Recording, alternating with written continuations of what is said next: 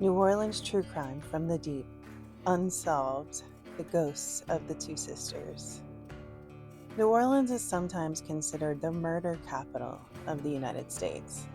Well-known tales like Lalauries' torture, the Axeman who loved jazz, or the Sultan and his harem are woven into the mystique of the city, and the ghosts from these stories that wander between realms are prized sights for many tourists. Today, I want to dig up a lesser-known true crime case from New Orleans, a case that is still unsolved and unfortunately still has relevant lessons. I share the story of Diddie Cooper with you in the hopes that looking back makes it a little easier to understand more deeply why domestic abuse is so often unreported and how even a prominent woman still lacks justice more than 70 years later. We start in the French Quarter in 1832. 38 years after the second fire, the first address was 139 Royal, but now we know it as 613 Royal Street. It was originally built for a New Orleans financier. It remained a family home for a while and then became apartments with a store beneath. The store transitioned between a cafe and a dentist and a stationer and the home of the French vice consul before becoming a shop called the Two Sisters. The Two Sisters catered to Creole high society, by all accounts. Named for the sisters who ran the fancy goods establishment, it provided the necessary details for Mardi Gras balls for young ladies, like ribbons and lace.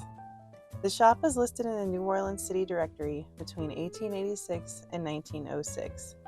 Legend holds that the sisters would share their spectacular courtyard with their favorite patrons. The courtyard at 613 Royal is said to be the largest and most beautiful courtyard in the French Quarter. Family drama, or maybe changing demographics, or possibly just retirement, drove the sisters out of their French Quarter shop, but they lived for nearly 4 more decades. In 1944, they died within 2 months of each other, outliving all of their family, and a neighbor made sure they were buried in their family tomb in St. Louis Cemetery, number 3. 20 years after the Shop of the Two Sisters closed, and nearly 100 years after the 3-story structure was built in 1926, the United States was in the middle of Prohibition, although, to be honest, it was never really formally welcomed in New Orleans, a city built only on swamp and formalities. The sisters were nestled in their retirement retreat away from the French Quarter. At 613 Royal Street, Anthony Dinopoulos was in a fight with the Vieux Carré Commission to turn the old store into a cabaret. His French Quarter neighbors, not unlike the NIMBYs of today, fought to remain free from cabarets in their backyards, especially in a prized courtyard like the one at 613 Royal Street. Also, like today, the residents lost the battle and the legends of the restaurant began.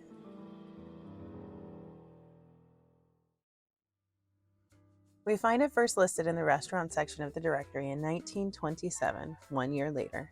It was a restaurant called Rue Royale Rendezvous and Le Café Royal before it finally succumbed to the Court of Two Sisters moniker in 1935, less than a decade after Dinopoulos and the Vieux Carré Commission went head-to-head.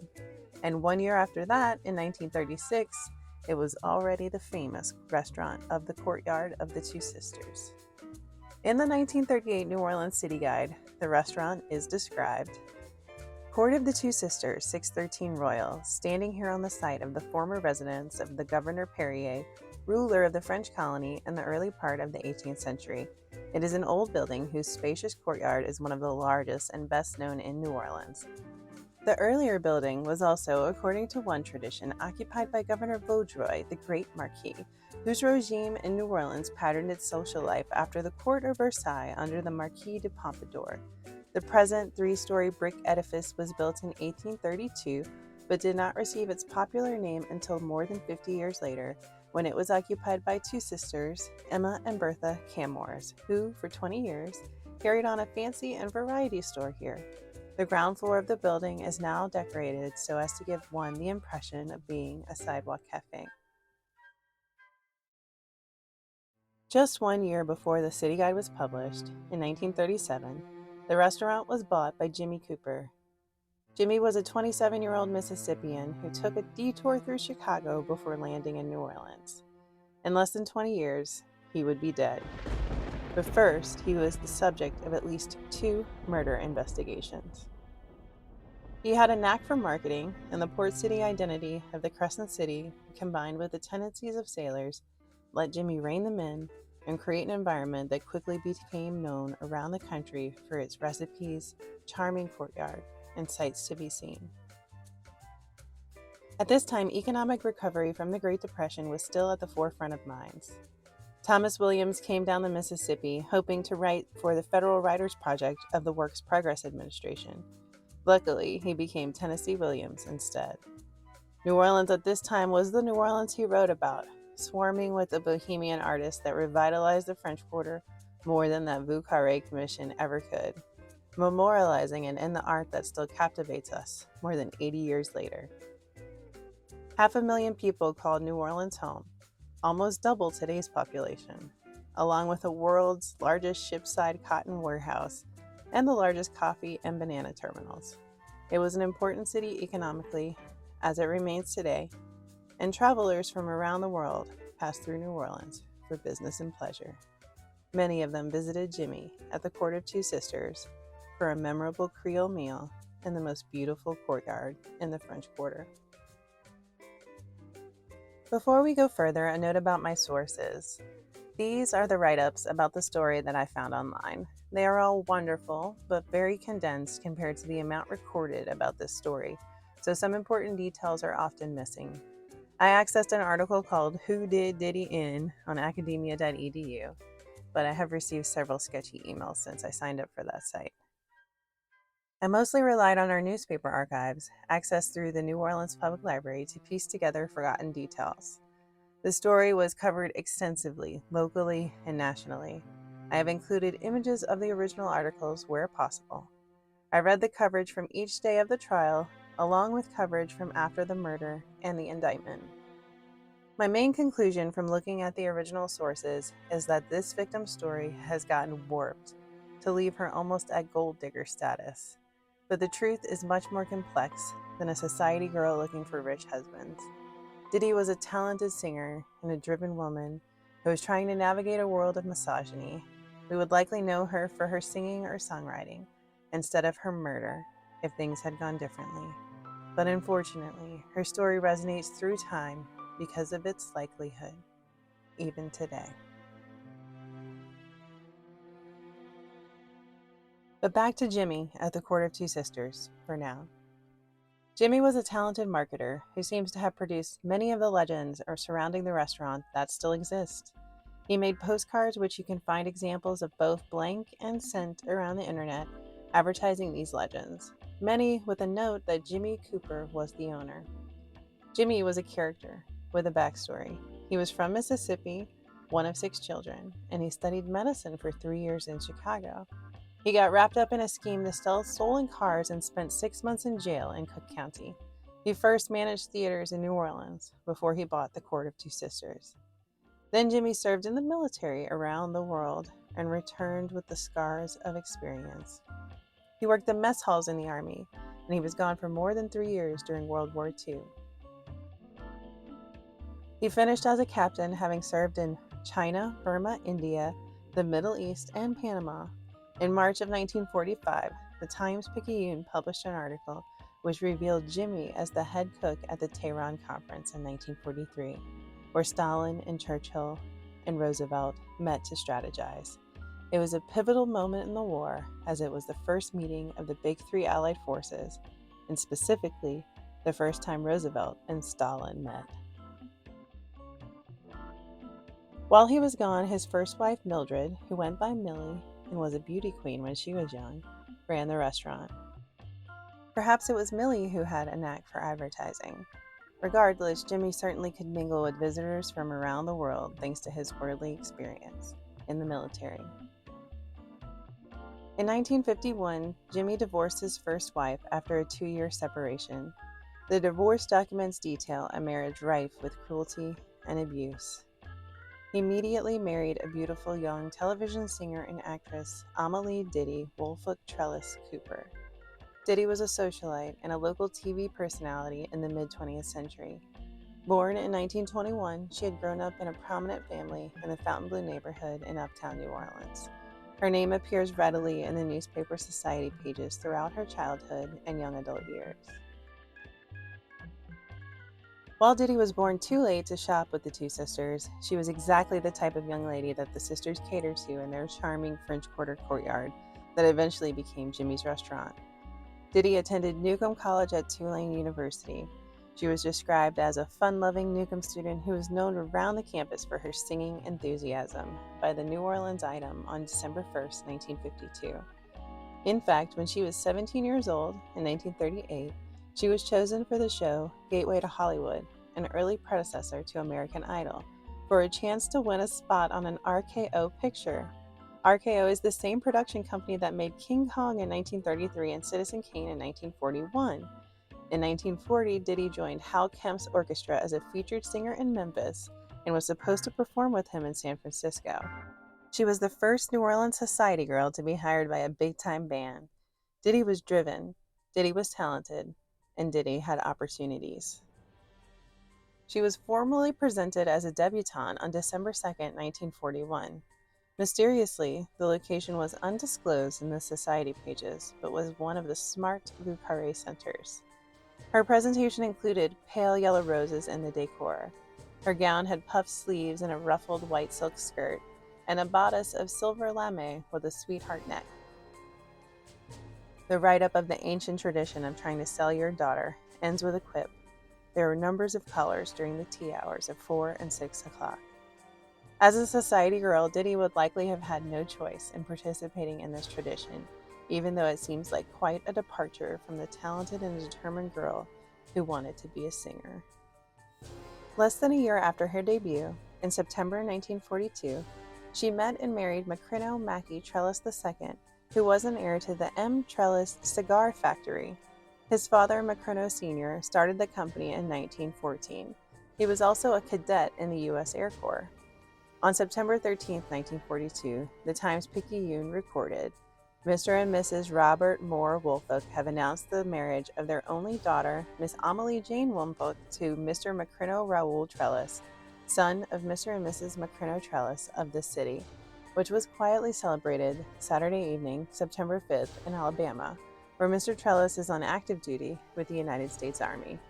The ceremony was performed in the chapel of the Army base by Chaplain Jane Perigo, with only the immediate family members of the two families and a few of the bridegroom's classmates attending.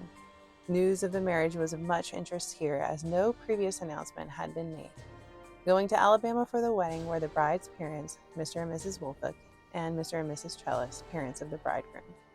Mackey was born in 1916, making him 26 years old in 1942. Diddy was 21. From Alabama, the couple moved to Florida, where Mackey was stationed in September 1942, then to Columbus, Mississippi, then to Texas in March of 1943, on to Nebraska in June, and to North Carolina in November. Macrino III was born October 24, 1943. In 1944, the same year the famous sisters died, Mackey was deployed to Europe and fought in World War II. He sent his presidential citation home for his son's first birthday that October. Mackey returned from war the following October in 1945 as a lieutenant in the United States Air Corps on terminal leave. His family lived in the Gentilly neighborhood, which was being newly developed at the time, on Desai Boulevard. Mackey had inherited money from his father, but it ran out quickly. Mackey did not have a career or any interest in one by Diddy's parents' accounts. Diddy and Mackey separated and divorced 6 years into their marriage, about 1948. She received a separation allowance to take care of their 2 children. We were in love. I loved her, but she didn't love me, Mackey said of Diddy. But Diddy did love him at one point. A colleague who also knew her during school was quoted in the New Orleans Item in 1952. I remember her courtship way back in 1941 or 1942 with her first husband. She was crazy about him. I wish that could have worked out. I remember when she went to a couple of parties, Mackey Macrino Trellis didn't happen to be there. How that girl moped. Which may offer some explanation of the quick and surprising unannounced wedding before he shipped off for war. After her first marriage ended, Diddy returned to pursuing her singing career. She was a featured singer on her own TV show on WDSU in 1950. Date with Diddy was described in the paper, starring Diddy Trellis and guests. It is a delightful stanza of music and songs. The show lasted for more than a year. The WDSU station was in the French Quarter at this time, at 520 Royal Street. During her time on the show, she would sometimes get coffee or dinner at the Court of Two Sisters, 1 block away, according to her mother. On one of these occasions, Jimmy Cooper was introduced to her. I don't know who introduced them, but immediately he was bowled over by her good looks, Mrs. Woolfolk said. In today's terms, Jimmy fully love-bombed Diddy. Diddy's family tried to warn her by sharing his divorce documents with her, but she said it was lies and that Jimmy had only shown her love. Diddy's mother recalled, "Now he is the type of man who sweeps a girl off her feet, a very ardent suitor, flowers, attention, telephone calls, presents, good manners, sweet words, his big Cadillac. He also had a boat at the time, and he must have seemed to Diddy to be the answer to her prayers." In 1949, Jimmy was formally separated from his first wife. By this point, Jimmy Cooper was well known in New Orleans as the owner of the Court of Two Sisters for more than a decade. Jimmy claimed to be friends with Diddy and Mackie while they were married. "She and Mac Trellis and I were friends," Jimmy was quoted in a December 1st, 1952 New Orleans Item article. In 1950, about the same time she had her TV show, Diddy wrote a song called "Why Did I Believe You?" and took steps to publish it with the Library of Congress for copyright, but it was listed as unpublished that year among more than 19,000 other unpublished songs. I searched for sheet music, but I couldn't find any. If anyone knows how to find the music for unpublished songs, I would love to know more about this song. I wonder, was it autobiographical? Was she speaking to her first husband, Mackie? Could she be referring to the missed opportunities with her career? Her new beau, Jimmy? It was listed right next to another unpublished song by the exact same name that year, so maybe it was just a popular song subject? Around this time during her TV days, Jimmy and Diddy became a couple. They married on June 30th, 1951. Jimmy's divorce from his first wife was finalized days prior on June 15th, 1951. Date with Diddy ended when she became pregnant with Jimmy's son Donald, who was born in 1952. Jimmy and Diddy first lived in the apartment over the Court of Two Sisters restaurant, but eventually they moved in with Diddy's children and her grandmother uptown on Louisiana Avenue Parkway, near her childhood home. In June 1952, Diddy and Jimmy were formally separated less than a year into their marriage. After their separation, Diddy remained uptown, while Jimmy spent his nights at the apartment in the French Quarter at 613 Royal Street. She described several abusive encounters with Jimmy to obtain the separation, so this is the trigger warning for this episode. I will be discussing domestic violence and abuse and the murder scene. I won't be using very graphic language, but no matter what, it is disturbing. Please take care of yourself. The night that led Diddy to leave Jimmy was May 25th, 1952. Jimmy was drunk and pushed Diddy down while she was feeding Donald, the New Orleans Item recorded in 1953. Quote, "He then grabbed another of her children by a previous marriage and twisted her leg until she screamed," Mrs. Cooper testified. That January, Diddy was pregnant when Jimmy attacked her for the first time and agreed to treatment for his drinking. However, she claimed in her separation petition that he refused to go after he sobered up. Diddy said he abused her about every 2 weeks while drinking and that she was scared of him. A friend later testified that he had been asked for help reconciling with Diddy at a party they hosted at the Court of Two Sisters after a celebration called A Night in Old New Orleans in April 1952. That same night, Jimmy caused a fight with Diddy in front of their friends, and also claimed that they were planning a trip to the Kentucky Derby together. Diddy's maid testified that the morning of the football game, while Jimmy was playing with the baby, she heard him crying and Jimmy saying, "Shut up, shut up." She then said Diddy ran out and said Jimmy was trying to smother the baby. Jimmy denied it. Diddy's stories were corroborated by Jimmy's first wife, Millie. She had similar claims in her divorce petition of drunkenness and abuse. On December 25th, 1949, Jimmy was so drunk that several people had to subdue him, including, quote, a doctor to administer a sedative to stop his violence, according to the New Orleans item. Millie attended every day of the trial. It is commonly reported that the estranged couple, Diddy and Jimmy, continued to spend time together after their separation. The stories of Diddy often include undertones of an insatiable debutante skipping from rich husband to rich husband, collecting alimonies for her trouble, as if she still wanted his attention and simultaneously was trying to extort Jimmy for a separation allowance as well. This is also the tack that the defense took in the case. The prosecution also cited the allowance as a reason for the murder, saying Jimmy did not want to pay it as he was already paying his first wife an alimony. But Jimmy Cooper, master marketer, strikes again, as a key point in the testimony of Diddy's mother refutes this notion. Mrs. Wolfick testified that she visited Jimmy 10 days before Diddy's murder, and he told her that they were still seeing each other as man and wife. Apparently, in the 1950s, this would be enough to deny an abused woman a divorce, even if it wasn't true. He also said if she didn't return to him, he would throw her out on her ear and take everything she had. Diddy denied seeing him when questioned by her mother, telling her that he was a known liar. But the story that lives on insists that Diddy was still entertaining Jimmy around town as his wife while trying to extort him for a separation allowance, including partying with him at a football game the night of her murder. In reality, it seems that Jimmy was basically stalking Diddy to spend time with her, using a key he either stole from the maid or never remitted when they separated to gain access on a whim. On the evening of November 29, 1952, Jimmy was at the Uptown apartment with Diddy while she was getting ready to go out with friends to a Tulane LSU football game at the Sugar Bowl Stadium. According to her neighbors, she did not venture out much and instead focused on her children and had been working diligently campaigning for Dwight D. Eisenhower's presidential campaign. Her rare evening out started at the football game, where Jimmy tagged along. Diddy was described as cold toward her husband, only speaking to him when necessary. He asked to bring her oldest son Mackie with him to the apartment above the restaurant after the game, and Diddy made him promise to return Mackie in time for Sunday school the next day. After the game, she went with friends to a private club for a drink, then a cocktail party at a friend's house in the neighborhood, and finally, coffee with her across-the-street neighbors. She paid her babysitter around 2 a.m. The next morning, she was found dead, according to a 1956 The Times article. Quote, "The beaten body of Mrs. Cooper, clad in a blue negligee, was found on a blood-stained bed in the apartment.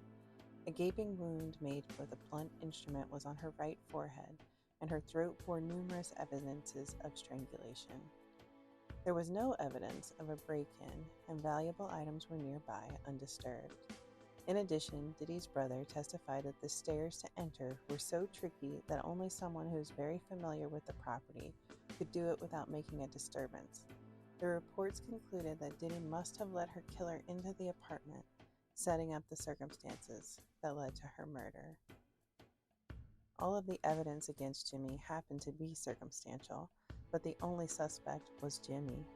Jimmy's alibi was that he was at the Court of Two Sisters with Mackie, Diddy's oldest child from her first marriage, and his friend Robert Riley, who both slept at the apartment above the restaurant that night and testified at trial. An employee of the restaurant had reported his car missing to police that morning. Later, when he mentioned this to Jimmy, he told him to check again, and his car had reappeared. He said that Jimmy had asked to borrow his car that night, but he never got the key from him. But Jimmy had sold the employee the car, and likely still had a key. A cigar wrapper of the kind Jimmy was known to smoke was found in the car. The employee said he did not smoke cigars, and he had just gotten his car cleaned.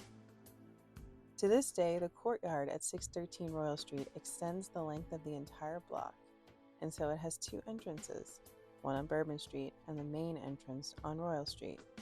There was some speculation that Jimmy could have snuck out or in the second entrance after borrowing the car to go undetected. Diddy's grandmother, who lived with Diddy and her children, reported that she had heard a scream that night, but assumed it was her great-granddaughter, who did not like to be put to bed. She also testified at the trial that she and Diddy had a quarrel and weren't speaking at the time, which explains why she didn't check on them.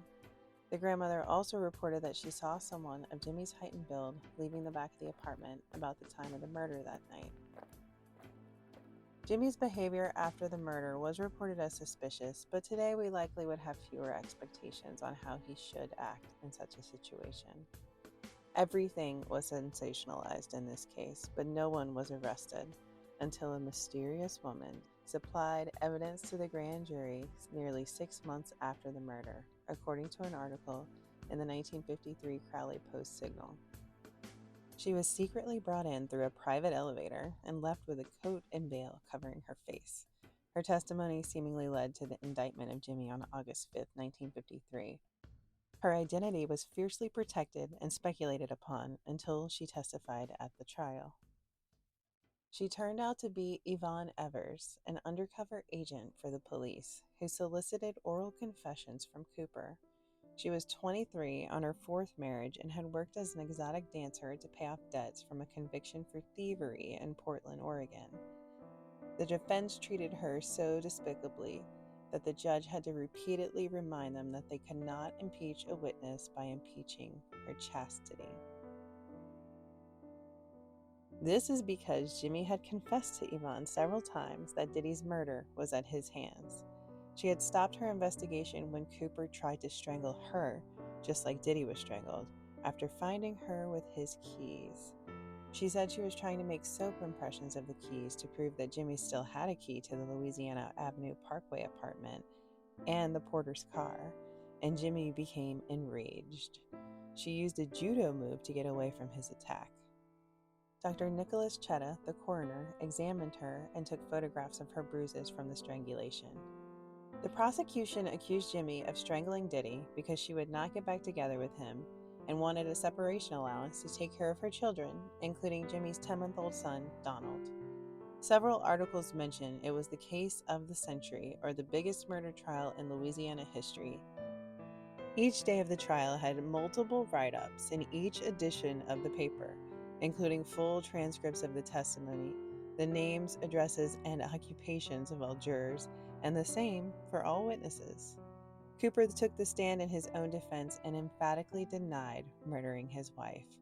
He also claimed he always knew Yvonne Evers was a plant of the cops, and that he wasn't drinking at all the night of Diddy's murder. An all-male jury, the only possibility at the time, as it wasn't until the Supreme Court ruled on Taylor versus Louisiana in 1975, 19 years later, that women weren't excluded as a separate class for juries. The all-male jury found Jimmy innocent in about a half an hour. The courtroom erupted into applause as the verdict was read.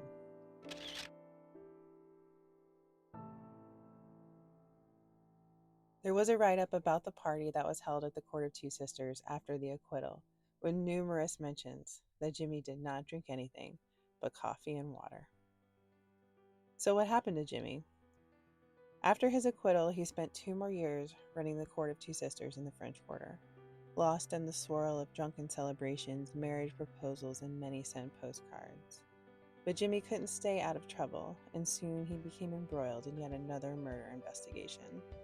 The governess of his now 3-year-old son, Donald, died at Charity Hospital after being found in a daze in her apartment. She lived above the Court of Two Sisters.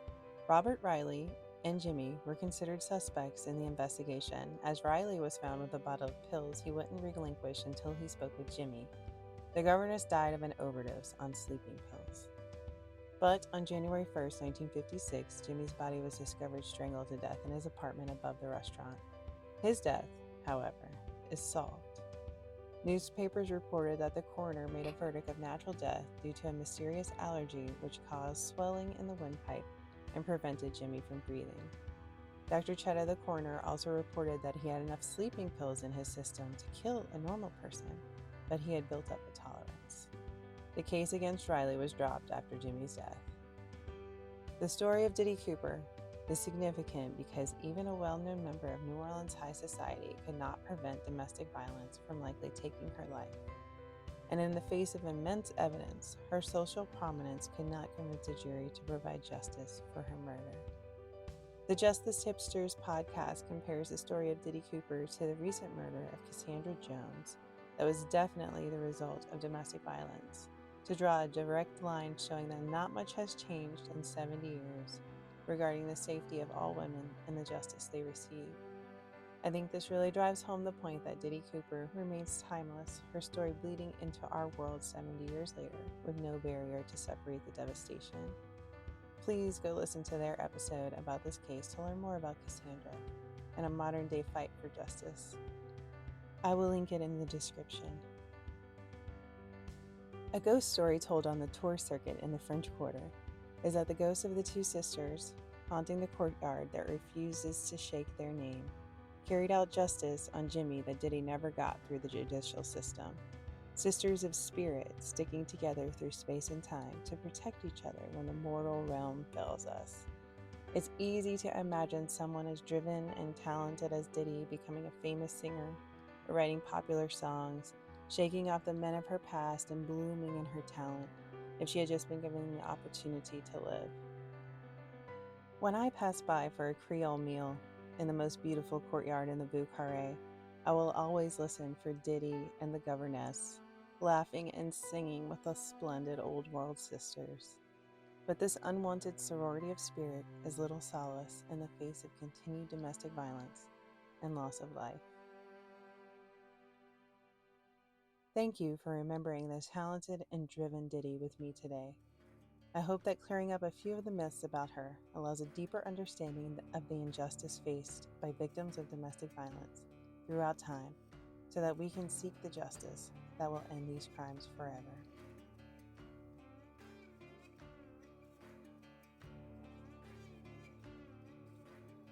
More free tours coming soon.